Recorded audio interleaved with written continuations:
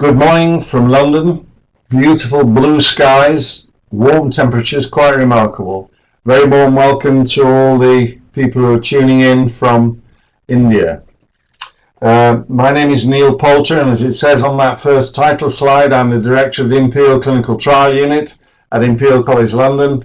And as of 2018, I ceased to be the president of the International Society of Hypertension. Just wish you a very warm welcome, and I do hope that you're all able to stay fit and well through these incredibly unique, in many ways terrible times, out of which many great things will emerge, and of course we will all get through it.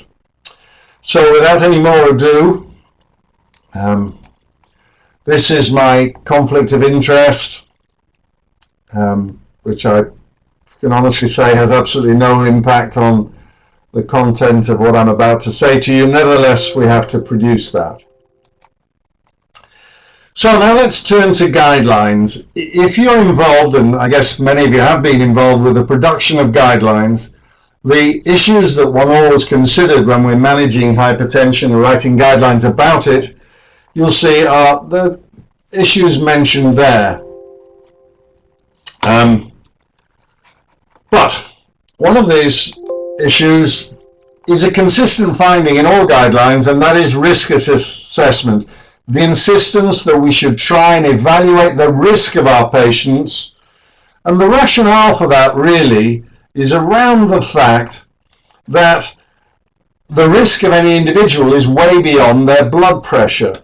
Now, if you look at this slide and take the column here with diabetes, second from the right, each one of these colors is an increasing 10 millimeter mercury of systolic blood pressure. And that's true on all of these 1, 2, 3, 4, 5, 6 columns, increasing level of systolic. But if you look on the diabetes, this person with a systolic of 110 is at higher absolute risk than this person here who's got two other risk factors, smoking and high cholesterol, but here they've got a systolic of 180.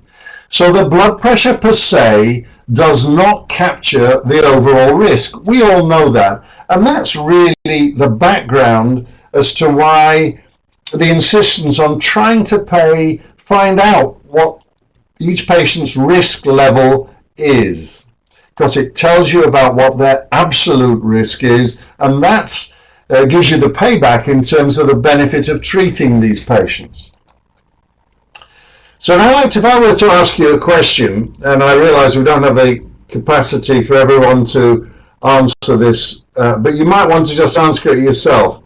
Do you think that the move towards making interventions to prevent cardiovascular risk based on so-called global total risk estimate, is that evidence-based? Have we got trial evidence ranking people in terms of their absolute risk and making decisions about interventions on that criteria?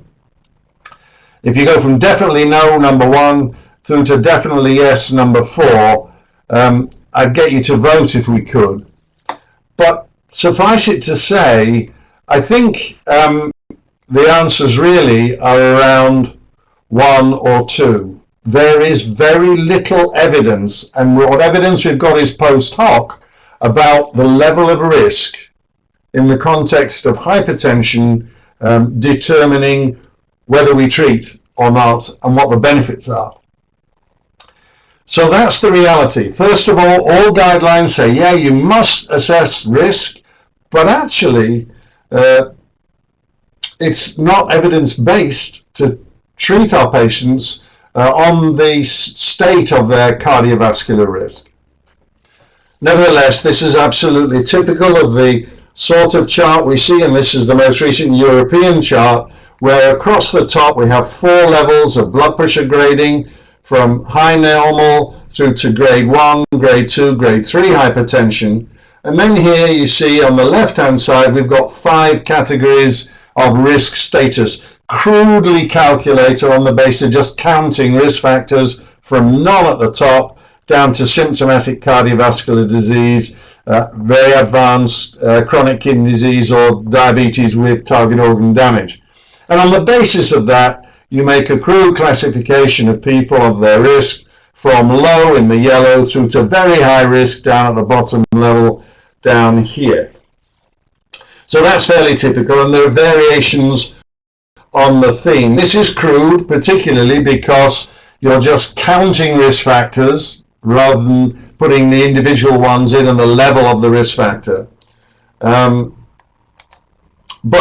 if you want to improve on that, you can go back 6 years. Hart produced, this is the Joint British Society's recommendations of different methods. There are lots of different methods shown along the top here of how you can evaluate risk, and an example here of putting in the smoking, systolic blood pressure, total cholesterol, HDL, and a BMI. And on the basis of that, you can get various methods of evaluating a patient's risk, and that helps in communicating to patients, I think, the need for them to take on board taking blood pressure tablets or taking statins, changing their lifestyle, stopping smoking, etc. Useful, and these are variably useful ways of communicating with the patients, and each patient seems to have a different favorite way of learning or being taught and told about their risk. So that's just as an aside. There are lots of different ways of doing it, but nevertheless, in all the guidelines, you've got one chart or another telling us how to assess risk. But now let's have a look about how those levels of risk, or concomitant conditions at least, how they impact treatment thresholds, recommended thresholds for treatment, shown here in the latest European guidelines. And here you see 5 different conditions across the top, and stratified by age in the vertical column, or first on the left there. You see here that actually, apart from being over 80 and above, the actual threshold for treatment is the same, 140 over 90. And if you're over 80, it's 160 over 90. So very simple. And all the different levels of risk really make no difference apart from being 80 and above. And that's driven by the fact that we don't have great trial evidence, although we could debate the SPRINT trial. So you see, these different comorbidities which affect your risk really don't affect much in terms of your threshold for treatment. There's a little A here on these two. And what it says here is that you might consider initiating therapy at lower risk, because there's trial evidence independent of blood pressure that using blood pressure lowering agents, for example ACE inhibitors and beta blockers, improve outcomes at lower blood pressures than 140. But in general, it's 140/90, whatever your risk. If we now turn on to the target levels of blood pressure, same idea, 5 conditions across the top, age down the side, and what you see is that whatever other concomitant conditions you've got, it really doesn't make much of a difference at all. Between the ages of 18 and 65 here, pretty much get to 130. It does say if you can manage it, and the patients tolerate it, you can get lower than 130, but don't go less than 120. And CKD slightly different, but essentially the same. When you get to 65 years, up to the age of 80, then you go into the 130s. Everybody agrees somewhere 130 to 139, and then when you're above or 80 and above, then it's between 130 to 139. So this lot are the same. The diastolics are consistently recommended. So it's the same story. Whatever concomitant risk factors you've got, and therefore whatever your absolute level of risk is, we really don't differentiate. We've seen before in terms of the threshold, but now also in terms of the target.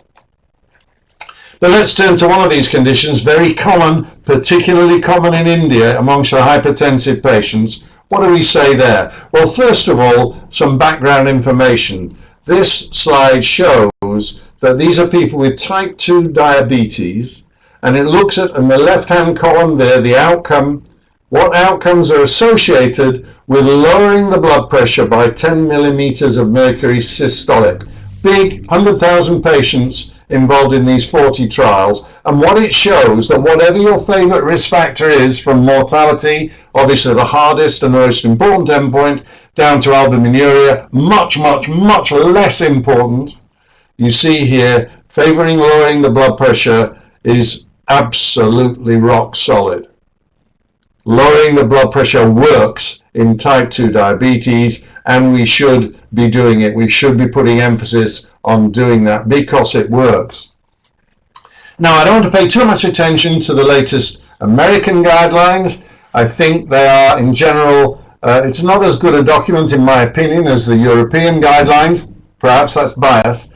But you'll appreciate that the American guidelines differ from the European guidelines in terms of diabetes. Here we go. Diabetes threshold 130/80 and goal 130/80. The goal is the same as the European guidelines, but the threshold is different. And that's because they have defined blood pressure, raised blood pressure differently.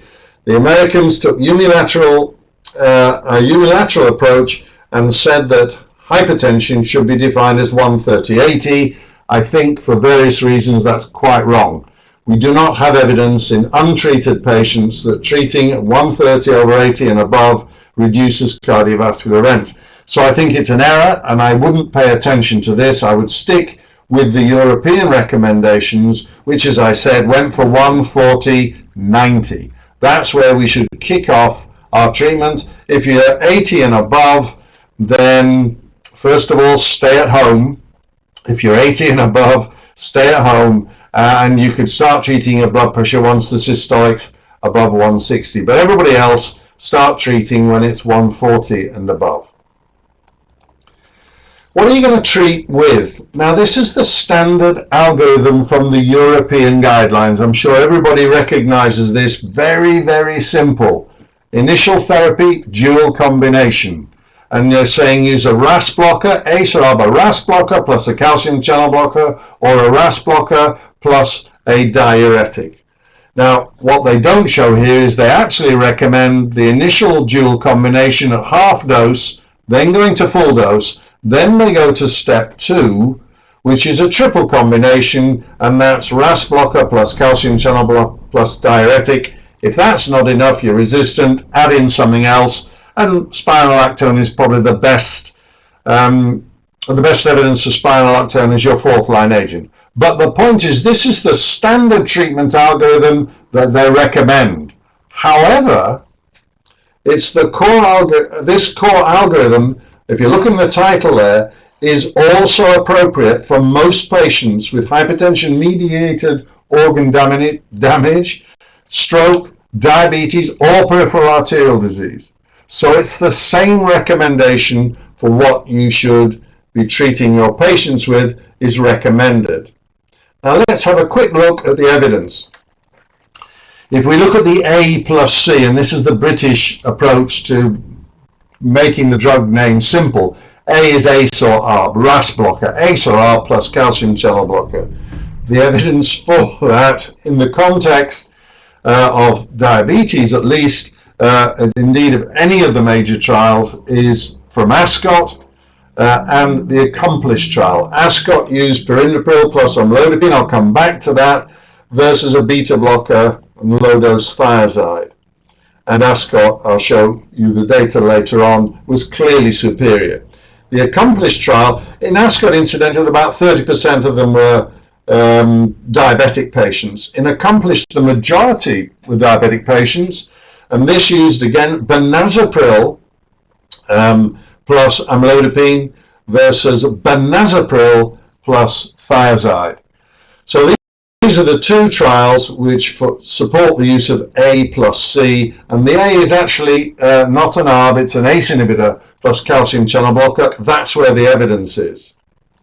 Here you see the results of the Accomplished trial, which compared the calcium channel blocker, amlodipine, plus benazepril, and this is a unique trial because they use single pill combinations of amlodipine benazepril versus benazepril low-dose thiazide. And what you see is, having generated almost identical blood pressure reduction, the results really favoured the calcium channel blocker ACE inhibitor. And you can see that really that helped to persuade the British that this was the favourite combination of drugs, calcium channel blocker ACE. Now if we turn now to the ACE or ARB, I beg your pardon, yes, the ACE or ARB, the RAS blockers plus diuretic trials, there are 5 of those really. Life compared losartan plus low-dose thiazide against a beta blocker plus low-dose thiazide. So it was losartan versus atenolol, and overall the losartan won. The benefit was all driven by stroke improvements from the losartan compared with atenolol. In terms of coronaries, actually the losartan was slightly inferior, not statistically significantly so, to the atenolol. So losartan was inferior to atenolol in terms of coronary events, but overall losartan beat atenolol, driven by stroke benefits. Value was valsartan plus low-dose thiazide versus amlodipine plus low-dose thiazide, and that was a draw. There was no significant benefit overall between the two combinations, but if you want to cherry pick and you're interested in coronary events, the amlodipine, the calcium channel blocker, was superior to the valsartan, significantly so in terms of preventing myocardial infarction. We then go on to 3 placebo-controlled trials.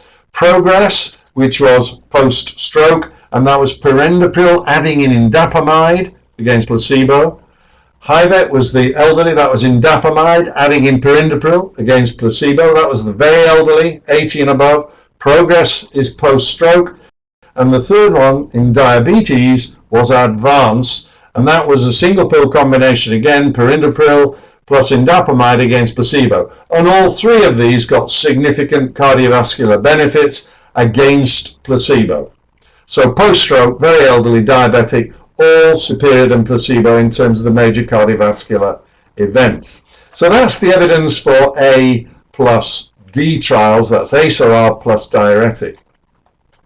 And just to focus on the diabetes result, here you see it over the 4 or 5 years of the trial. The perindopril indapamide was superior to placebo here. Not a big reduction, it has to be said, but statistically significant. And the biggest contributor to that benefit was cardiovascular mortality in favor of people taking the perindopril indapamide. And I'm sure you'll agree that's a pretty important thing. That was in diabetes, not necessarily hypertensive diabetes. This was diabetes with blood pressures right the way across the range. So now, leaving diabetes, turning to high-risk hypertensives. Well, it's the same story. I showed you this before. The core European algorithm is also appropriate for most patients with hypertension-mediated organ damage, stroke, diabetes, or peripheral arterial disease. The same combinations are recommended in European guidance. What's the evidence? Well, here you go. HOPE is the one we all remember, ramipril given at night, and this showed in high-risk patients, not necessarily hypertensive, high-risk patients. And the primary outcome of MI, stroke, cardiovascular death, big 22% reduction in favor of the ramipril, despite what were low blood pressure differences during the day, 3/2. Big differences at night, though, big differences at night in association with the use of ramipril, and that may well half explain this big benefit that was seen, a 22% reduction in favor of the ramipril against placebo. That trial, HOPE, was then replicated using TRANSCEND. Much bigger trial, but this time they used telmisartan against placebo, and you see here, although there was an 8% reduction, that was not statistically significant. So what evidence we've got in high-risk patients favours the ACE inhibitors and not the ARBs against placebo. Now, I mentioned Ascot earlier. Ascot was not particularly a high-risk population. To get into the trial, you had to have 3 other risk factors, but one of them was being a man, twos being above the age of 55, 2 of which I've got, so I don't consider myself as high risk. Smoking was another common one, so lots of things got you into Ascot. So not particular high risk population, but to remind you, over 19,000 patients were randomized to get what was then the standard regimen, 2-drug combination of beta blocker thiazide against the new kid on the block, which was calcium channel blocker ACE. That was the blood pressure lowering arm. That's the blood pressure lowering arm. Now, about half of those people, if their cholesterol was sufficiently low, not high, low, 10,000 of them got randomized to atorvastatin or placebo. That was the lipid lowering arm in 10,000 patients who were part of the overall over 19,000 who got standard BP regimen combo versus new combo. I'll come back to this, but you can see that in the trial, for this lot down here, they could be those on the lipid lowering, randomized within lipid lowering. You could be on the beta blocker thiazide and a statin, or beta blocker thiazide and placebo, or you could be on the new regimen with statin or new regimen with placebo. So 4 different ways of getting through this trial if you're in the lipid lowering arm. I'll come back to that and remind you of it.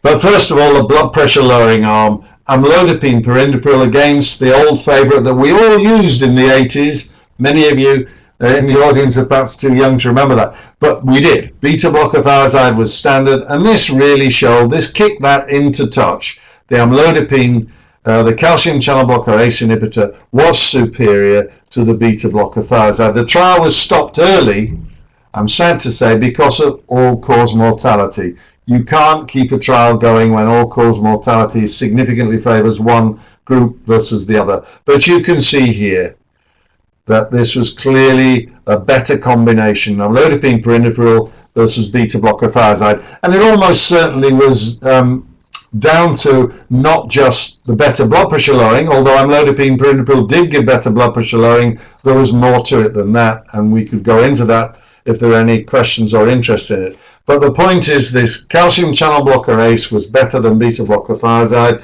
This is a relatively sort of modest risk population. So what else should we add beyond blood pressure lowering to our patients with raised blood pressure? Well, that's what Ascot helped us to decide, because here you see the lipid lowering arm. This is the 10,000 or so got randomized within the blood pressure groups to get atorvastatin, only 10 milligrams or placebo, and it had to be stopped early because of a 36% reduction in coronary events, and huge benefits here in the secondary endpoints. Then as you got lots and lots of noise because it was stopped earlier, you can't pay too much attention to this, but this is really what it's all about. Total cardiovascular events, total coronary events, all-cause mortality, cardiovascular mortality, strokes, etc. Big benefits in favor of the lipid-lowering arm of the use of statin. So I mentioned earlier the 4 different ways you could get through this trial as a randomized patient if you're in the lipid-lowering arm as well as the blood pressure-lowering arm. Here are those 4 different ways. And if you looked and said which of these 4 cells was the best, the answer was it was always that one, the newer blood pressure lowering plus a statin. And it didn't matter which cardiovascular endpoint you looked at, this combo was the best. And it also was clear that whatever you looked at, this was always the worst. Treating with beta blocker thiazide without a statin was always the worst thing you could do for your patients.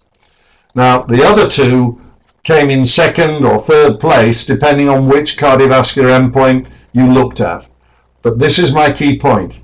Amlodipine perindopril plus atorva was always the best combination in this trial for every single cardiovascular endpoint, and not having a statin and using the old-fashioned therapy was always the worst. If you put this into hard numbers, here you see amlodipine perindopril with a statin, the event rate for coronary events, non-fatal and fatal coronaries, was 4.8 per thousand. If you were on atenolol thiazide and a placebo, that was almost double that. So the newer regimen gave you a 48% reduction against the old favourite, beta blocker thiazide and no statin. There you see the reduction, 48% reduction. As far as strokes were concerned, there was a 44% reduction if you were on the newer regimen, calcium channel blocker ACE plus statin, against the old beta blocker thiazide and placebo.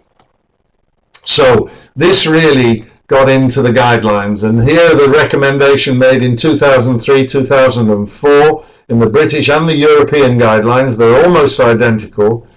That's not so surprising because I wrote both of them, but nevertheless you'll see that what they recommended, that you treat with a statin all patients at least up to the age of 80 with a total cholesterol of 3.5 millimoles per litre.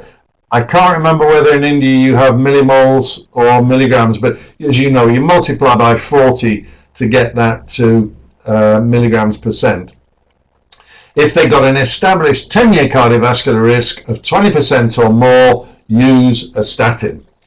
In reality, this would mean considering a statin therapy in most hypertensive patients, particularly men once you're over the age of 50. And as resources allow, a rationale for lowering this threshold could be made on the basis of trial evidence. We said that in 2004-2003. Since then, the evidence has got stronger. So now, instead of, see if we can go back, instead of 20% 10-year cardiovascular risk, we're now saying if you're at 10% 10-year cardiovascular risk, use a statin in view of the results of the Ascot trial and other data. So this really does mean it's just about everybody. For my mind, it's a no-brainer. My patients get a statin unless there's a very good reason not to do so. And the other thing we just need to add in here is to say that this is the latest European recommendation: use statins in hypertensive patients with moderate to high risk, and that encompasses this group here, 10% 10-year cardiovascular risk. Your patients really should be on a statin. Now, there are a few non-arguable groups, I think. Cardiovascular prevention, post-myocardial infarction, everyone agrees. It's a 4-drug setup: beta blockers, ACE inhibitors, statin, and antiplatelet therapy, dual or single. The ACE inhibitor really is preferred by the latest European ESC guidelines for patients with chronic coronary syndromes. ACE over ARB is recommended, the most recent European guidance. If we look at heart failure and blood pressure lowering, there's some disparity, but once again, most of the guidelines, the heart failure guidelines, recommend ACE inhibitors preferentially to ARBs. The CHARM study suggested you might be able to add in the two together. That's the only occasion, in my opinion, you should ever add an ACE to an ARB, and I'm not persuaded you should do it in heart failure. But I think ACE probably over ARBs, beta blockers, diuretics, and aldosterone antagonist, another form of it. So this is standard regimen that I think no one argues about in our high-risk patients, and the guidelines all around the world pretty much are consistent about that. Now, here's my list. This is different subgroups of patients on the left-hand side under group, and then what are the preferred drugs and what's the trial evidence. So not necessarily what you'll find in every set of guidelines, but this is my personal rule of thumb. So this is the group: hypertensive patients, whether they've got dyslipidemia or not, give them a statin. The best evidence for that is from the Ascot lipid lowering arm. And there's a follow-up to that trial showing that in those that were given a statin, some 10 years later on, they were still seeing benefits in terms of mortality in those who'd been given the statin during the Ascot trial. Type 2 diabetes, well, the evidence is for ACE inhibitors plus calcium channel blocker in the Accomplish trial, or ACE inhibitor plus thiazide-like diuretics in the advanced trials. That was indapamide in the advanced trial. There are no trials of type 2 diabetes in using an ARB plus anything else. The roadmap generated rather worrisome data. Olmesartan was used against placebo in people, type 2 diabetics who didn't have proteinuria, and the use of the olmesartan increased cardiovascular mortality. If you don't believe me, please go to the New England Journal conclusions in the abstract, which says the effect of olmesartan in these patients is worrisome. I just advise you to go and look at that if you think the ARBs are as good as the ACE inhibitors in this setting. Then in those with established disease and high cardiovascular risk for coronary disease, we've just said all that. We agree it's ACE, beta blocker, statin, antiplatelet. Post-stroke, the evidence is from the PROGRESS trial, which used perindopril adding in indapamide. So it was ACE plus thiazide-like, and I think understanding thiazide-like is important. That is not thiazides. It is thiazide-like, and that really means chlorthalidone or indapamide. The evidence is for an ACE inhibitor plus thiazide-like.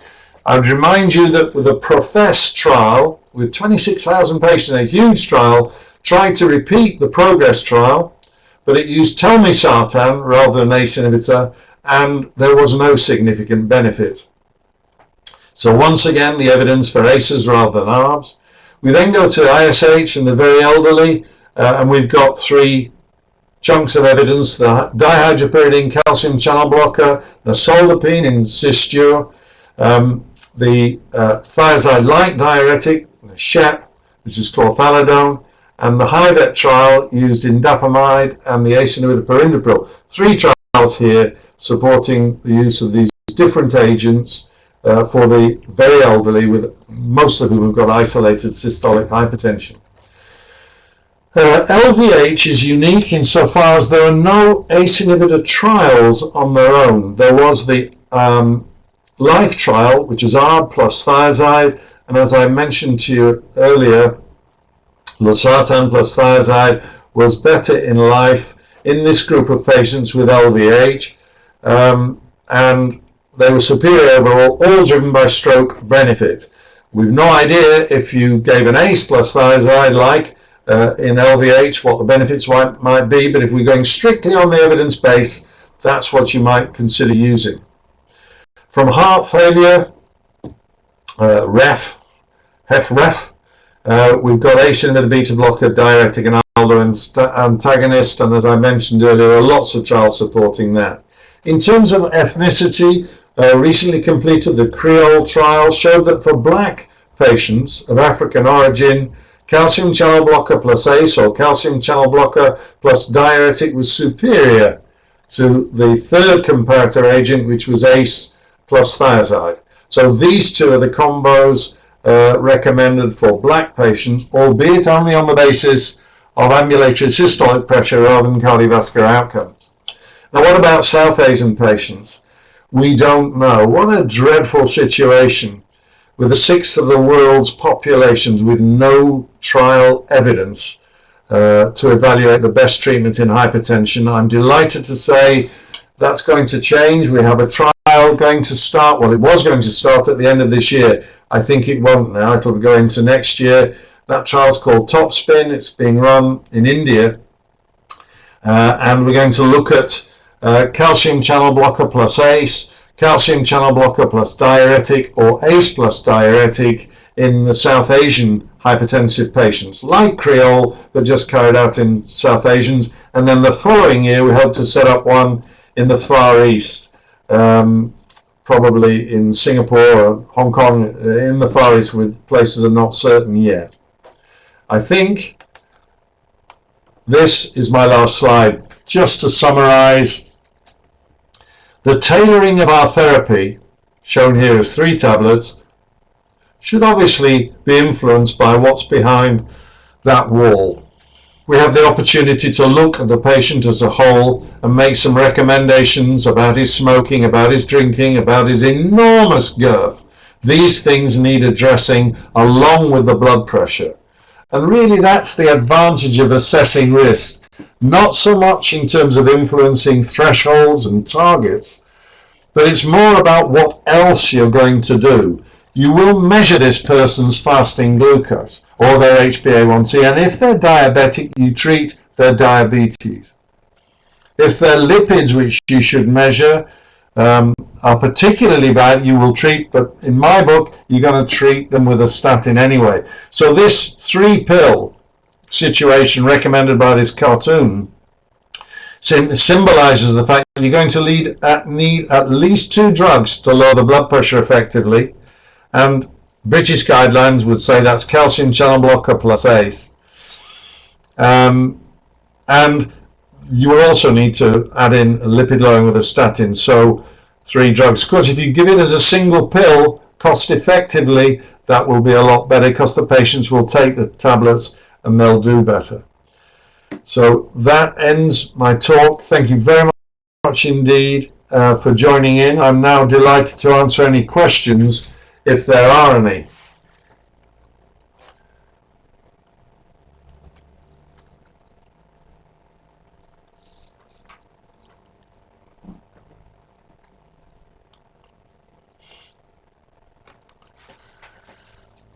I'm delighted to say it's a huge audience, nearly 100 people are present. Now,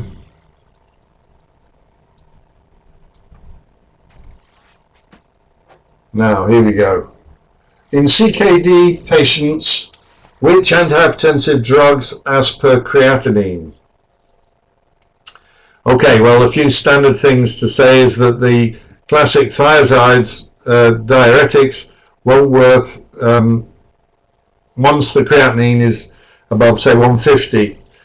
So you have to move on to loop diuretics in that setting. There's a very strong belief that a CKD you should not use ACE inhibitors and ARBs. I think that message needs modifying. We need to understand that the big concern of the use of ACE and ARBs in CKD, various levels of CKD, they may well be the drug of choice in less severe forms of CKD. Obviously, renal artery stenosis, the ACEs and ARBs are a disaster, particularly if you've got bilateral renal artery stenosis, but otherwise in more modest forms, then the ACEs and ARBs carefully have to be watched. As you add in an ACE and ARB, you can expect the creatinine to rise. Do not panic. Up to a 30% increase of the creatinine is acceptable. It means you've got to check it, but up to a 30% increase in the creatinine is acceptable, and watch it. And then the other drugs, the calcium channel blockers, are still available. So your favorite drugs, my favorite drugs for the elderly, amlodipine, for example, I continue to use. Low dose ACE and ARB, gingerly, watch that. Your diuretic has to move to a loop diuretic. The renal physicians very often use doxazosin. Be careful with doxazosin. In the interest of selling cheaper drugs, we don't use the slow-release doxazosin, and I think we should. There's too much dizziness about to, unless there's a huge cost differential, not to use the slow-release forms of doxazosin. And also the renal physicians tend to use moxonidine. So a list there of possible drugs. Clearly you have to be very, very careful with spironolactone because of the potassium. Be very careful. What else have we got here? Oh, here we go. What are the advantages of clinidipine? Okay. 3rd generation calcium channel blockers have the advantages of being more effective on creatinine, and they also are more effective on proteinuria. Now, that's where it ends. And I don't treat patients for their proteinuria or their creatinine. I treat patients to save them having heart attacks or strokes. And that's what amlodipine does. I don't know if clinidipine does, and nor does anybody else, because there is no evidence. Why these drugs are pushed in certain parts of the world when there is no cardiovascular trial evidence to support them is beyond me. I think we have to stick with the best agents we've got, and that means the agents which have been shown to prevent cardiovascular events, because that's what they die of. So for me, clinidipine is down the line. It's a bit like felodipine. Felodipine does at least have several cardiovascular morbidity mortality trials, but not compared with other things. Things like fever, things like HOP, felodipine was used. So there's good experience. But I think we should stick with the best agents in a class. Drugs safe in pregnancy and hypertension. Okay. Up until the last few years, aldomet methyl-dopa was the drug of choice. Outside of pregnancy, it's a pretty horrible drug. You have to use it several times. Nauseogenic, causes lots of really unpleasant side effects, but relatively safe in pregnancy. The drift now is to use labetalol, which seems to be the most safe, and that's the drug of choice through pregnancy, to which you can add methyl-dopa. Beta blockers in general are associated with small babies, so I think if one can avoid the use of beta blockade, that's wise. You can introduce the use of dihydropyridine calcium channel blockers, so amlodipine, and calcium channel blockers are also probably the drug of choice during breastfeeding. The effect crossing into the milk is less so with calcium channel blockers, dihydropyridine, so that's my drug of choice during breastfeeding. Any other classes to think about? I don't think so. I think that's the main drugs that we should be using.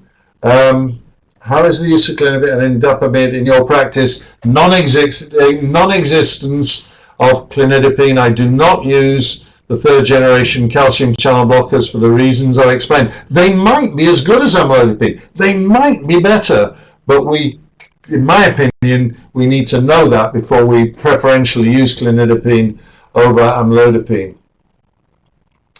Guidelines to lower blood pressure in patients with a hypertensive crisis. Well, they're pretty clearly written out, and I think very well done in the latest European guidance. And in the middle of May this year, both in the Journal of Hypertension and Hypertension, the International Society of Hypertension, we're presenting our guidelines that will come out, and there's the sort of optimal ideal treatment for urgencies and emergencies, and then there's the more pragmatic ones that we use where all those facilities may not be available in the optimal setting, what's called the essential setting. So some different differential guidance there. In general, one of the terrifying things about hypertensive crises is lowering the blood pressure too quickly. So whatever drug you favor, and we tend to use a medium release nifedipine, not capsular nifedipine. Please let me say that. If you have capsular nifedipine anywhere, throw it away. Don't use it for anything, obstetrics or any crisis. Get rid of it. But a medium release nifedipine orally to bring down the blood pressure over a matter of hours, within the day maybe. The other is using tiny doses of atenolol. If you use the normal dose, 50, 25, 100 milligrams, that can precipitate huge drops in blood pressure, which is dangerous. So low doses of atenolol, 6.25, and then maybe up titrate. So they're my drugs for recommendation there. The general thing is don't drop it too quickly. If in CKD not controlled, what drugs to add? Well, I went through 3 or 4 already. The evidence in trials, of course, is limited. So it's the calcium channel blockers, modest dose of RAS blockade, ACE, in my opinion, superior to ARB, but some use ARBs. We've talked about the loop diuretics, add in moxonidine, doxazosin. They're the drugs most commonly used. Which ones prefer ACE or ARB in diabetic hypertensives? That's Dr. Desai. Well, Dr. Desai, there are no trials except the roadmap in patients with type 2 diabetes using an ARB. The roadmap is the only one, and that showed an increase in cardiovascular events when olmesartan was compared with placebo. So from my opinion, there's absolutely no doubt about it. Given that we've got the advanced trial, which is 100% patients with type 2 diabetes, we've got the accomplished trial, which was 60% diabetes using an ACE inhibitor, and we've got the Ascot trial, which was 30% diabetic patients, big numbers using an ACE inhibitor. So I think the evidence is clearly in favour of an ACE. Which thiazide is best among hydrochloride? Now look, this is I'm so glad you asked that question. Dr. Chandrasekhar, you said which thiazide is best amongst hydrochlorothiazide, chlorthalidone and indapamide. They are not thiazide diuretics. The only one of those that's a thiazide has got it written in the name, hydrochlorothiazide. That is a thiazide. The other two, chlorthalidone and indapamide, are thiazide-like diuretics. They're called thiazide-like because they swap sodium and potassium in the proximal tubule. All right, that's it. But that's as far as they're like each other. They are very, very, very different. First of all, in lots of biochemical, physiological ways, lots of differences, but also in the evidence. So let's talk. The commonest dose of hydrochlorothiazide, 95% of thiazides in hydrochlorothiazide are used up to 25 milligrams. That's low-dose thiazides. There are no trials of low-dose thiazides compared with placebo or compared with any other active agent in the plethora of trials we've got. The exception being ANBP2, Accomplish and Ascot. They used low-dose thiazides, and in all those trials the thiazide was inferior to the comparator drug. Now that is not true of chlorthalidone and indapamide. There are several trials using chlorthalidone and indapamide in which cardiovascular outcomes can be associated with the drugs, chlorthalidone and indapamide. Excuse me, it's not a good time to be coughing. They are thiazide-like, and there are lots of trials showing thiazide-like drugs save cardiovascular events. So for my money, there is no question. And in British guidelines too, NICE guidelines also use thiazide-like, not thiazide. If those trial evidence, bits of evidence don't persuade you, look at 24-hour blood pressure control. Meta-analyses showing that chlorthalidone and indapamide are superior to hydrochlorothiazide for 24-hour control. If that doesn't persuade you, look at efficacy. The efficacy of hydrochlorothiazide at the usual dose, starting in full, is inferior to the blood pressure lowering efficacy of chlorthalidone and indapamide. Several studies have shown that. So I hope that makes it, first of all, for everybody, I'm delighted. Thiazides and thiazide-like are different in terms of their evidence, and the evidence for thiazide-like is compelling. It is not for thiazides. The reason we use thiazide is because we're driven by the market. Many of the companies have bunged in a thiazide, and I mean thiazide, in with other agents, so they're single pills. We like single pills, so we use low-dose thiazides, but we shouldn't. We should be driving the market, not the other way around, and we should be getting indapamide and chlorthalidone mixed up with the agents and shown in trials to benefit. Whew. Sorry, that was a long answer.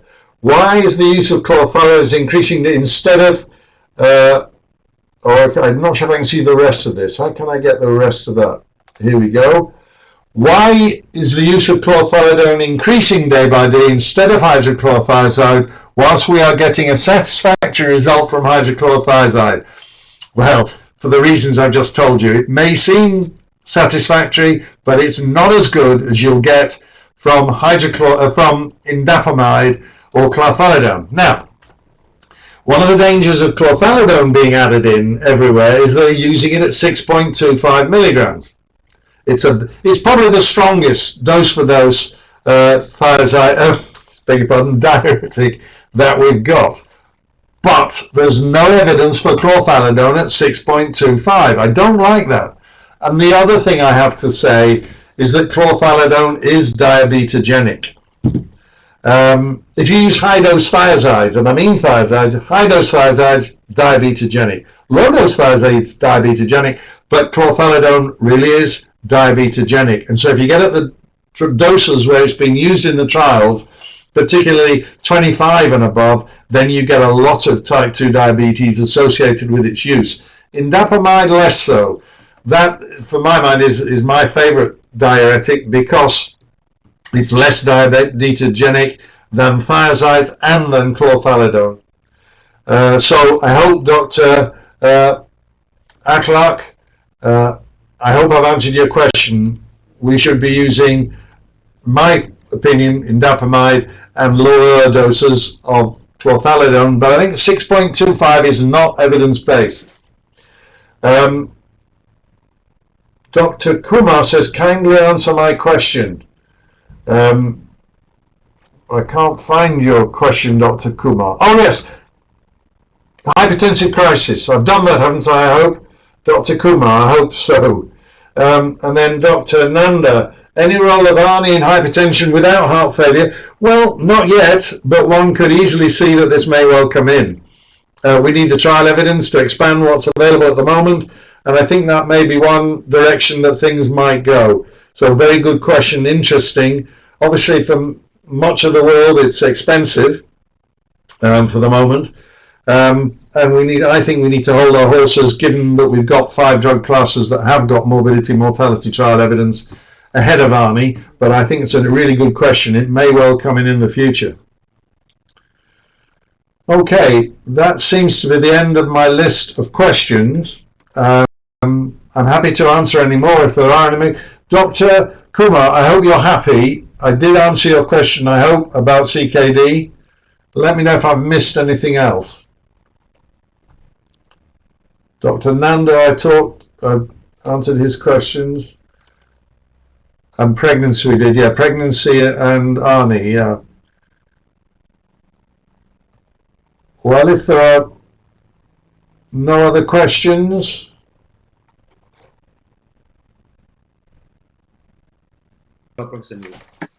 All right, let's call that a day then. Can I just say thank you all very much indeed in sticking with me. Do keep safe. These are truly terrible times for all of us, but we will come through it, and we will, as the Queen of England said the other day in an address to the nation, we shall all meet again. Take care and good luck to everybody.